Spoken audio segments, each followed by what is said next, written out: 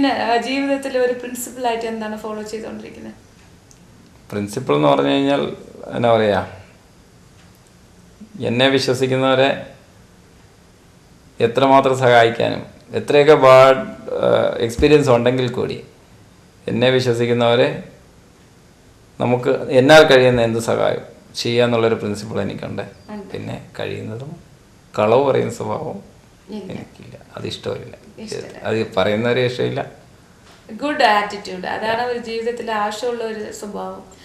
കളവ് പറയില്ല എന്ന് പറയുമ്പോൾ തന്നെ ആ ബിസിനസ് സ്ട്രേറ്റ് ഫോർവേഡ് ആയിരിക്കും. പിന്നെ ലൈക്ക് നിങ്ങൾ പറഞ്ഞല്ലോ സഹായിക്കും മറ്റുള്ളവർക്കെന്ന്, അപ്പൊ അസോസിയേഷനിലൊക്കെ തീർച്ചയായിട്ടും ഇൻവോൾവ്മെന്റ് ഉണ്ടാവുമല്ലോ. ഞാൻ വൈസ്മാന്റെ ഇവിടുത്തെ ക്ലബിന്റെ പ്രസിഡന്റാണ്. വൈസ്മാൻ എന്ന് പറഞ്ഞ യൂത്ത് ക്ലബ്, വൈസ്മാൻ ഇന്റർനാഷണൽ. ഇത് ആക്ച്വലി വൈസ്മാൻ ഇന്റർനാഷണൽ വേൾഡിലെ നമ്പർ 1 എന്ന് പറഞ്ഞാൽ ആതുര സേവന രംഗത്തിൽ നമ്പർ 1 ക്ലബ്ബാണ്. ചിലപ്പോൾ അറിയില്ലായിരിക്കാം. ഇവിടുത്തെ ബാംഗ്ലൂരിലെ വൺ ഓഫ് ദ ക്ലബിന്റെ പ്രസിഡന്റാണ് ഞാൻ, ബാംഗ്ലൂർ പ്രൊവിഡൻസിന്റെ. അതിന്റെ ഇതെന്ന് വെച്ചാൽ ഞങ്ങളുടെ തിയറി തന്നെ മാക്സിമം പാവപ്പെട്ടവരെ സഹായിക്കുക, അല്ലെങ്കിൽ ജോലി ചെയ്യാൻ പറ്റാത്തവരെ സഹായിക്കുക, പിന്നെ കല്യാണം കഴിക്കാത്തവരെ അവർക്ക് സഹായം ചെയ്യുക. Y's Men International is very famous. അതല്ലാതെ തന്നെ ഞങ്ങളെ പള്ളിയിലെ കമ്മിറ്റികൾ, പിന്നെ പള്ളിയുടെ സഹായം, പാവപ്പെട്ടവർക്ക് സഹായം, പിന്നെ പഠിക്കാനുള്ള, പിന്നെ ബിൽഡിംഗ് പണി, ചർച്ച വഴിയായിട്ടുള്ള ഹെൽപ്പുകളൊക്കെ ചെയ്യുന്നുണ്ട്. അതല്ലാതെ തന്നെ ആരെങ്കിലും ഹെൽപ്പായിട്ട് വന്നാൽ ചെയ്യും. ഞാൻ എടുത്തു പറഞ്ഞൊരു കാര്യം, എന്നെ എന്നാ പറയാ വിശ്വസിച്ച് നിൽക്കുന്നവരെ ഞാൻ തീർച്ചയായിട്ടും സഹായം ചെയ്യുന്നവരാണ്. പിന്നെ ഇങ്ങനത്തെ ഒരു വ്യക്തിനെ ജീവിതം മുഴുവനും സഹായിക്കുന്ന സഖി എപ്പോഴാണ് നിങ്ങളുടെ ജീവിതത്തിൽ എൻ്റർ ആയത്? അത് ഞാൻ പറഞ്ഞല്ലോ, എനിക്ക് എൻ്റെ കമ്പനി തുടങ്ങി 2 വർഷത്തിന് ശേഷം, ആദ്യത്തെ PG ഇന്റീരിയേഴ്സ് തുടങ്ങി 2 വർഷത്തിന് ശേഷം, നിങ്ങൾ മുമ്പ് ചോദിച്ചതിൻ്റെ ഒരു ആൻസർ തന്നെയാണ്. സഹോദരങ്ങളുമായിട്ട് ഒത്തുപോകാൻ ഇച്ചിരി വിഷമമെന്ന് തോന്നിയ ഒരു നിമിഷം ഞാൻ സെപ്പറേറ്റായി താമസിക്കാൻ പോകുന്ന സമയത്ത് എനിക്ക് അയൽവക്കത്തുണ്ടായിരുന്ന കുട്ടി പഠിച്ചുകൊണ്ടിരിക്കുമായിരുന്നു.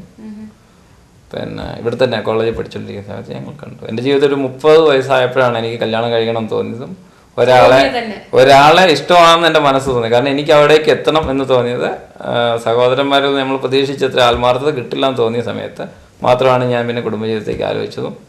ആ സമയത്ത് പിന്നെ ഞാനുമായിട്ട് ഏറ്റവും കൂടുതൽ അടുത്തിടപഴകിക്കൊണ്ടിരുന്നൊരു കുട്ടിയായിരുന്നു. അപ്പം പിന്നെ എൻ്റെ ഇഷ്ടത്തിനും കാര്യങ്ങൾക്കൊക്കെ എതിരെ നിൽക്കാത്ത ഒരു ടൈപ്പ് ആളാണെന്ന് മനസ്സിലായതിന് ശേഷം ഞാൻ നേരിട്ട് പറഞ്ഞു.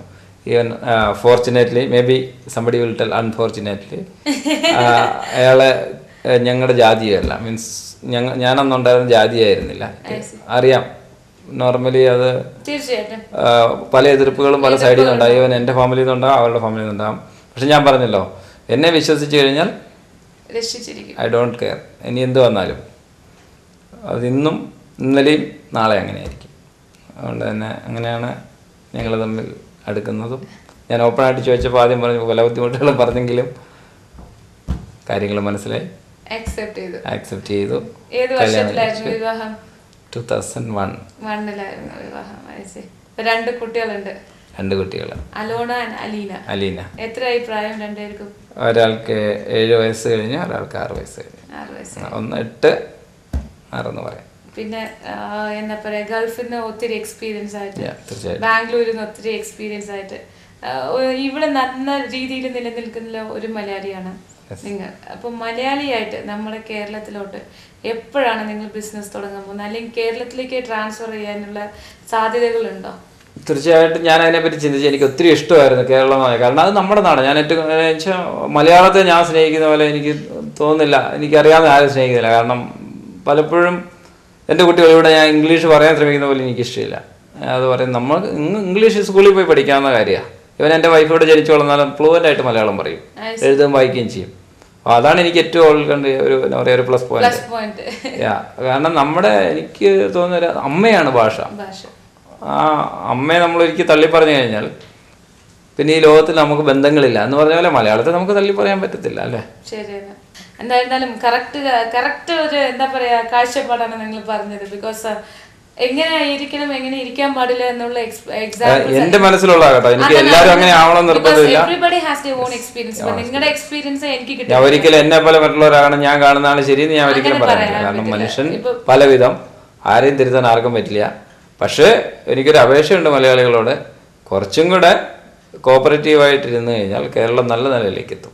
ഇത് ഞാൻ എല്ലാ എപ്പിസോഡിലും എന്തിൽ പറയുന്ന കാര്യമാണ്. എനിക്കത് പറയേണ്ട ആവശ്യമില്ല, നിങ്ങൾ തന്നെ പറഞ്ഞു.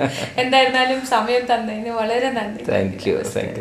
എൻ്റെ ഈ പ്രോഗ്രാം കണ്ടിരുന്ന എല്ലാ പ്രേക്ഷകർക്കും ഞാൻ അലോണ കിച്ചൺ ആൻഡ് ഇൻറ്റീരിയേഴ്സിൻ്റെ പേരിലും എൻ്റെ കുടുംബാംഗങ്ങളുടെ പേരിലും നന്ദി, നമസ്കാരം. ഇന്നത്തെ ഈ എപ്പിസോഡിന്റെ ചോദ്യം ഇതാണ്.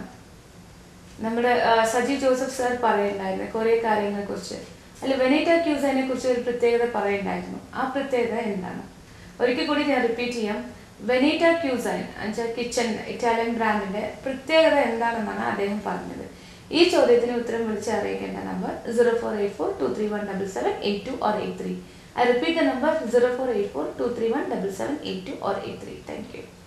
ഇന്നത്തെ ഈ എപ്പിസോഡിൽ തന്നെ നിങ്ങൾക്ക് ഒത്തിരി എക്സാമ്പിൾസ് അല്ലെങ്കിൽ നല്ല എക്സ്പീരിയൻസ് ആണ് അദ്ദേഹം ഷെയർ ചെയ്ത് തന്നിരിക്കുന്നത്.